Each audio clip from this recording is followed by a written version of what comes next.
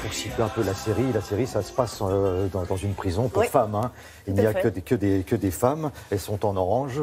Et vous avez une vie assez incroyable, un peu perturbée et assez exceptionnelle avec Laverne Cox. Laverne Cox. Alors Laverne Cox, qui est Laverne Cox? À part le fait qu'elle soit une actrice aujourd'hui, elle était d'abord une femme dans un corps d'homme. Et il y a encore quelques années, c'était une transsexuelle new-yorkaise parmi d'autres et elle galérait pas mal.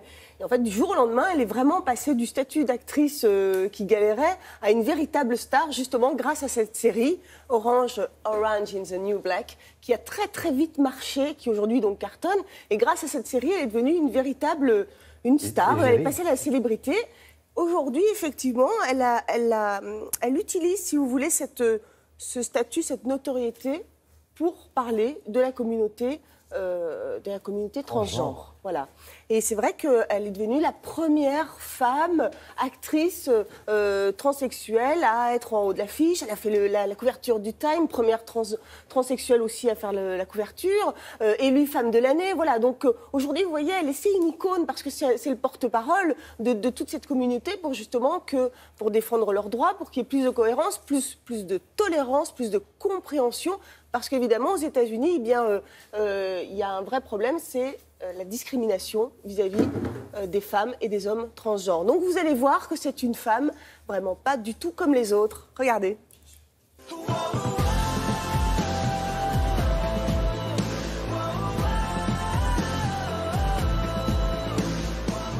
Laverne Cox, il y a 10 ans, c'était une transsexuelle comme les autres aux États-Unis. Elle rêvait d'être une actrice connue, de réussir à New York, alors pas à Los Angeles, elle avait choisi New York. Et aujourd'hui, eh bien, c'est la transsexuelle la plus connue du monde. C'est la première transsexuelle à avoir fait la une de Time, à avoir été nommée par Time comme une des femmes les plus influentes de l'année 2015. Et puis aussi à avoir son personnage de cire dans le musée de Madame Tussauds à San Francisco. Listen, Doc, I need my dosage. I've given 5 years, $80,000 and my freedom for this. I'm finally who I'm supposed to be. Do you understand? I can't go back. Ce qui l'a fait vraiment connaître, c'est la série de Netflix. D'ailleurs, elle dit « Je dois tout à Netflix et à cette série qui est Orange is the New Black ». Le personnage que Laverne Cox incarne dans la série est un personnage qui est proche de sa personnalité.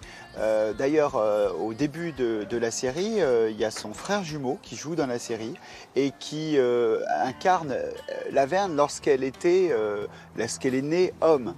Et donc, il y a ce récit de son changement de sexe. Donc, il y a ce mimétisme entre le personnage de la série et son personnage dans la vie réelle.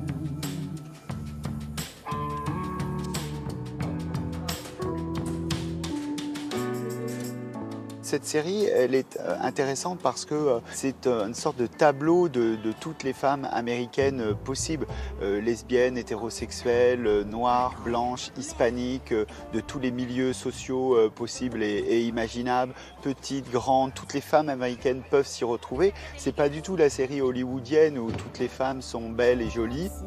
Get the fuck out of my house. Fuck you, female.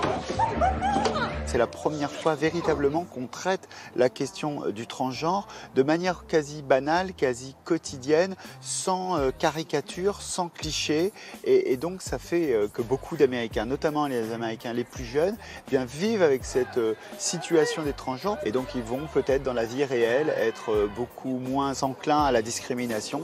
Please welcome the lovely Glamour Woman of the Year, Laverne Cox. Laverne Cox est pionnière en ce sens qu'elle est une personnalité qui a chevillé au corps la question de la transmission. Dans un contexte qui est extrêmement compliqué pour les transgenres, elle assume d'être une figure de proue transgenre dans la société américaine.